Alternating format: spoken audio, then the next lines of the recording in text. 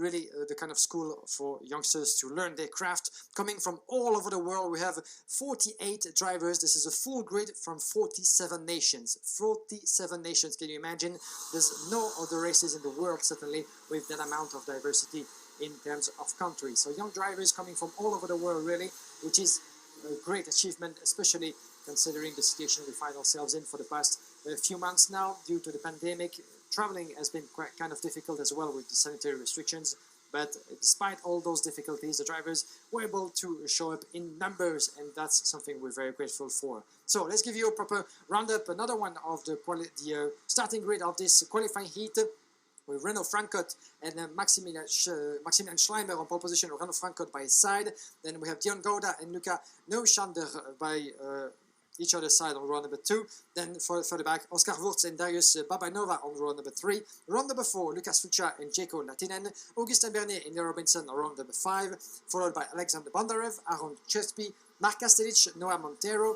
Row number 8, Tyler Jen Robinson and Mark Dubnitsky, Matej Plus. Oh, and some trouble for the 3-3, I'm afraid.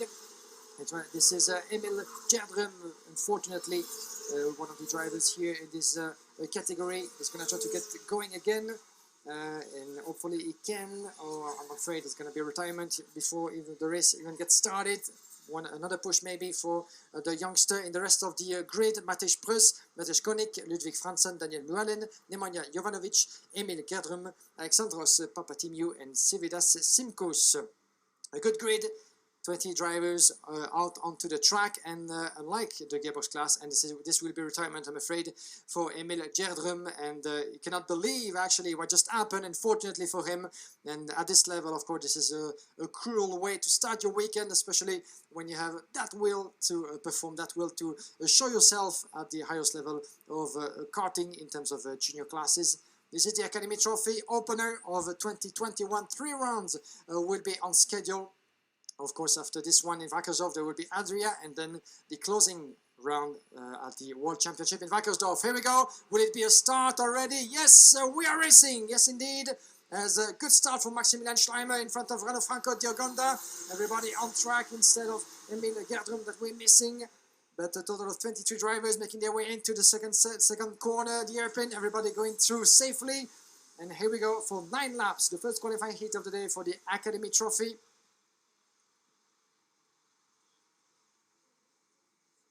And are we going for racing actually? Because I had a doubt. Yes, yeah, we are racing. Oh, no, this will be a full start. My apologies. This will be a full start. Confirmation of the red light still on actually, because I didn't see the yellow light over there on our screen. So my apologies for that. I thought we were going for the first race this weekend in the Academy, but this was a full start. Here we go again for another warm-up lap. As you can see, the chassis of Emil Gerdrum is still lying on the grass over there. The driver is going to have to wait for the marshals until the end of the race. But we're going to go again. Unlike the gearbox class, as you have understood already, this is a rolling start, not a standing procedure. And the drivers in front, Maximilian Schleimer, who was second fastest in yesterday's qualifying behind Bart Harrison. Schleimer is going to have to lead the way and show the pace. Are we going again? I don't think this is a start. No, indeed not. Once again, the yellow start is on this time around, and we're going to go for another warm-up lap, another grid formation lap. So this is the second attempt already. Will the third be the right one? Never two without a third, as we say in French. But this time around, another formation lap for the Academy Trophy. And once again, I was telling you about the importance of the pace being reduced by the leaders of this field. Maximilian Schleimer, the pole sitter, is the one actually that everybody has to follow. And you can see actually the race officials are telling the drivers, you need really to slow down. This is now or never. You need to slow down in the last sector. This is part of the rule. You need to stick to the ruling procedures. And Maximilian Schleimer and Francot side by side on the front row of the grid, Jan Gouda and Luca Neuschander following. Of course, this is the Academy Trophy, and those drivers might not be well used to that kind of procedures. So it takes a bit of time, of course, to get used and to learn how to do it well without losing, of course, any momentum. It's all down to Maximilian Schleimer this time around. Once again, a third attempt. Will it be the one? Will we be racing for the first time this weekend in the Academy? Seems to be good. Are we going for a race? Yes, we are. Green light. We are racing for the Academy Trophy for the first time in Germany. And a good start from Maximilian Schleimer in front of Renaud Frankert. Watch out for the first braking zone. This is the hairpin. Everybody going through safely once again. Someone a bit off on the outside of the curb. But at the moment seems to be quite okay. The second braking zone quite heavily as well, turn number 4, but no sign of incident or wheel touching from those young drivers. They know, of course, this is only the first race of a couple more to come, and Maximilian Schleimer as well as Renaud Frankert had both a warning flag, so that's interesting, and it has to do with the starting procedure having been repeated twice actually. And there comes a change, a 506 already of Dion Gouda taking the lead. Dion Gouda didn't wait long, and he just took the lead in front of Lucas Schwander, I think it was, and Maximilian Schleimer. Where is Maximilian Schleimer actually as they come across the start-finish straight? This is one lap completed. Dion Gouda, Schleimer in second, third place for Leo Schander indeed. I had seen correctly, making his way up to third in front of Renaud Frankert, dropping the position to 4th place.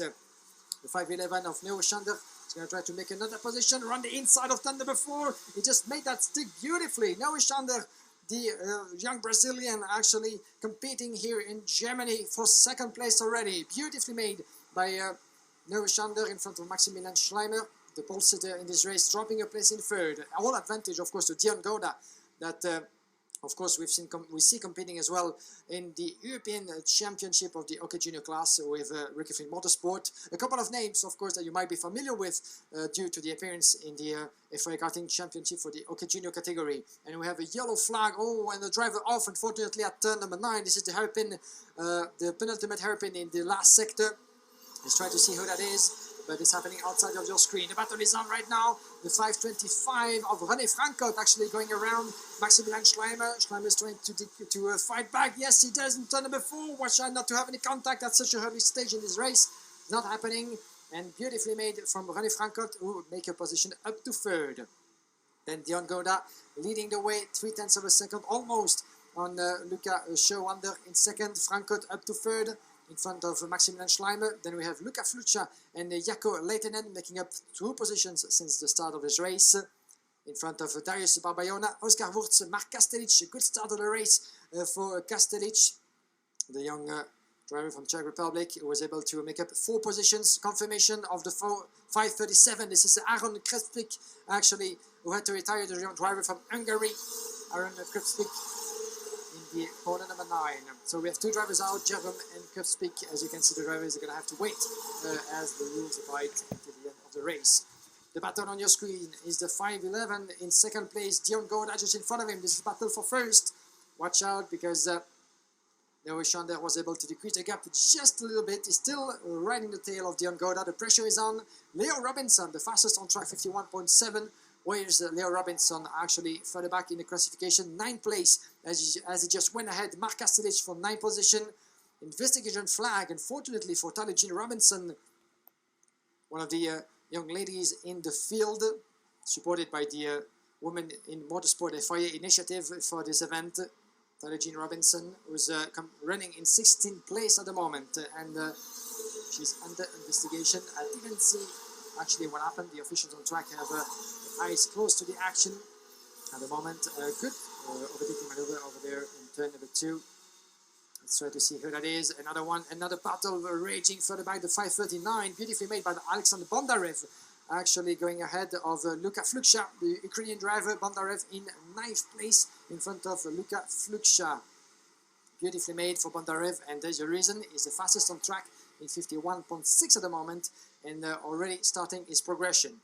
On your screen, the 511 is your leader, Luca Schwander. Actually, in the meantime, the overtaking maneuver happened between the Brazilian and Dion Gouda from Singapore. Gouda dropping a place in 2nd. Renaud Frankert in 3rd, in front of Maximilian Schleimer. The battle is raging for 1st, as we just entered the lap number 6 of this race that has 9 in total. And there's not a lot of time remaining, of course, for any of the drivers to make an attempt. But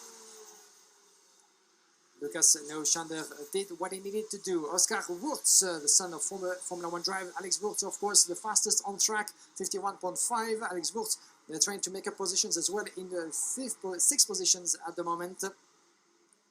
So we have Luca Neuschander, Dion Goda in second, René Frankot, the third man on your picture is third, and we have a mechanical problem flag, unfortunately, the 509, and Daniel Moalen, the 509, is running in 22nd and last position at the moment. Daniel Moalen, unfortunately, was going to have to retire himself from this race. Technical flag, the black and orange flag means that the driver is no longer allowed to follow this race. And watch out for the move! Wow, that was very close indeed. And watch out, Frankot and Goda goes through as well. 2 position lost for Lucas Neuschwander, unfortunately. The Brazilian had maybe done the hardest part in this race. But Dion Goda first and Frankot saw the gap. And there's confirmation of the mechanical flag. And Daniel Mullen got back into the pit just in front of us. So, beautifully made from Dion Goda and Frankot. Frankot saw the gap opening in front of himself and just went for the move, as much did Dion Goda. So Goda and Frankot up in first and second position.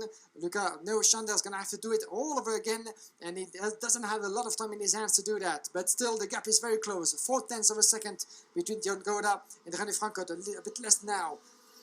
The same 2/10 of a second between Neuschander in third.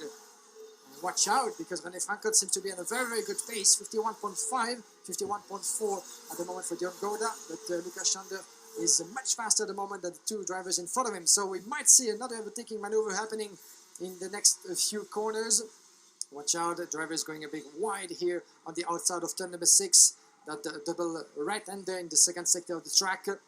Watch out not to go too wide, otherwise you would lose a lot of momentum in this particular part of the circuit. But Schwander has still something to say in this race. He thought maybe he could actually keep first position until the end and keep the others at bay, but Dion Goda and Frankot just went for the move in turn number 10. This is one of the hairpins where we'll see a lot of those beautiful overtaking maneuvers happening, certainly. Very, very, nice and a clean race so far from the youngsters of the Academy Trophy so far. We're used, of course, to see a lot of battles happening in this field. These are the youngsters. They're here to learn, they're here to have fun, but also to battle for position.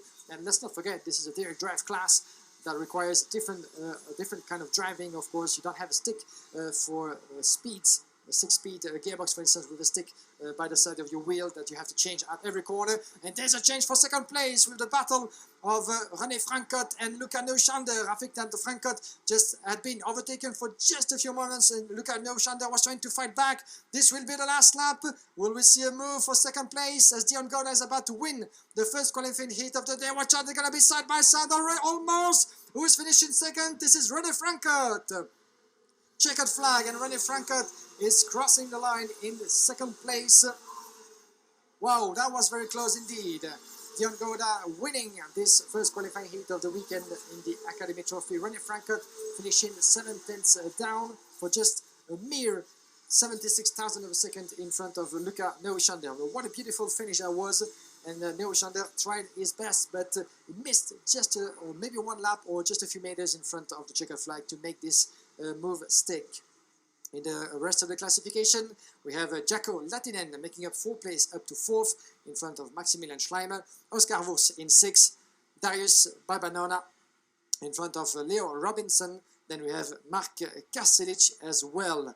Further back, 10th place, Luca Flucha in front of Alexander Bondarev, Mark Dubnitsky in 12, Noah Montero in 13, then Tyler Jan Robinson in 14 in front of Ludwig Franzen, Alexander Spamantiniu in 16, followed by Augustin Bernier. Not the best race, unfortunately, for the young Frenchman, in dropping 8th place in 17, followed by Matej Konik, Matej Prus, Nemanja Jovanovic and Sylvia Simkus. 3 drivers out, Daniel Mullen, Aaron Kreptic and Emil Gedrum. Quite a good race already to start the Academy, Jake, don't you think? Dion Goda, strong victory indeed for the young driver from Singapore.